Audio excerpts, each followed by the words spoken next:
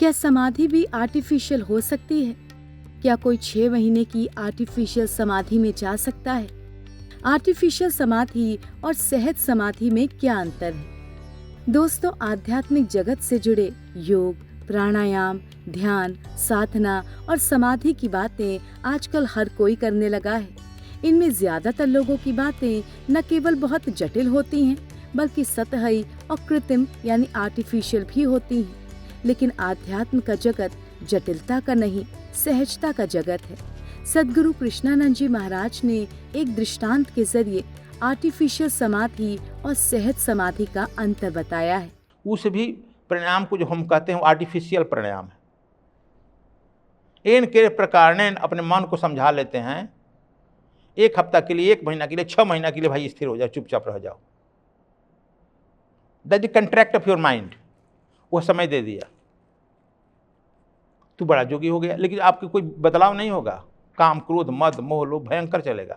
मैं एक जानता हूं, मैं 70 में बनारस रहता था।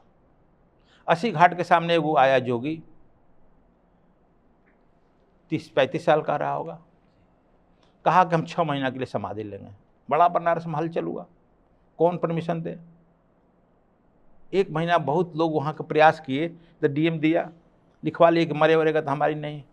80 घाट के ऊंचा ऊपर टीला है, देखते होंगे, वहाँ पर गड्ढा खुनवाया गया और उसको बड़ी भीड़ में उसको अंदर दबाया गया। ऊपर से बांस उसका फरमा फैला करके मिट्टी भर दिया गया, ऊपर से चना बो दिया गया। दिया था कि 6 महीना इस दिन को आप खुनिएगा। अब 6 महीना जिस खुलने का दिन आया तो मेला लगा हुआ था, भीड़ हजारों, करोड़ लाखों रुपये चढ़ेगा कि नहीं चढ़ेगा। जब हटाया गया तो उसका चेहरा मलिन बाहर निकल आ गया, मलिन पीला पड़ा हुआ था, जिंदा था। हाँ, मेढक के तरह पीला पड़ा हुआ था। निकला, स्नान वस्नान किया, तो निकलते निकलते हमको जलेबी खिलाइए, तेलहा जलेबी।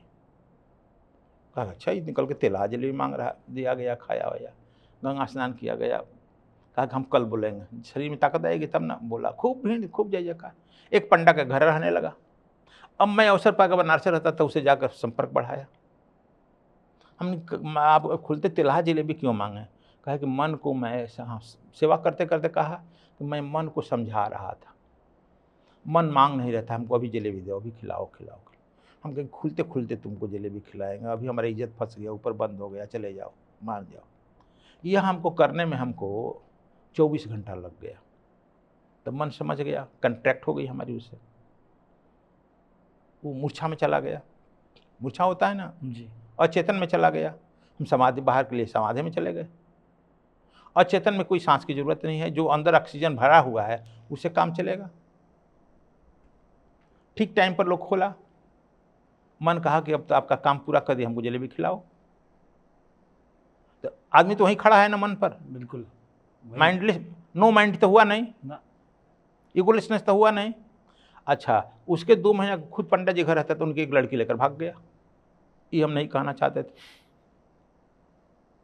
हो गई उसकी, कोई फर्क नहीं पड़ा। इसी के लिए हम कहते हैं इसको आर्टिफिशियल समाधि भी कहते हैं। सहज समाधि नहीं है। संतो सहज समाधि भली, सहजे उन मुनि जागे, सहज मिले रघुराई हो। कबीर साहब यह कहते हैं। सहजे उन मुनि समझते हैं ना, कुंडलनी, संतो सहज समाधि भली, सहजे उन मुनि जागी। उन मुनि माने कुंडलनी जागती है। सहज मिले रघुराई हो। रघु यह किला का जो राई है परमात्मा, सहज ही मिल जाता है।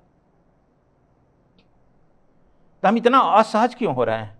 दोस्तों, सहज समाधि और कृत्रिम समाधि वास्तव में आध्यात्मिक साधना की 2 अलग-अलग अवस्थाएं हैं। सहज समाधि एक स्वाभाविक, निरंतर और सहज अवस्था है, जबकि कृत्रिम या आर्टिफिशियल समाधि एक अभ्यास जनित और अस्थायी अवस्था होती है। सहज समाधि प्रयास रहित यानी एफर्टलेस होती है, इसमें कुछ करना नहीं पड़ता, जबकि आर्टिफिशियल समाधि को पाने के लिए श्वास रोकना, एकाग्रता जैसे कठिन प्रयास करने पड़ते हैं। सहज समाधि स्थायी होती है, जागते, सोते या काम करते हुए हर समय बनी रहती है, जबकि आर्टिफिशियल समाधि अस्थायी होती है, जब तक अभ्यास जारी रहता है तभी तक रहती है।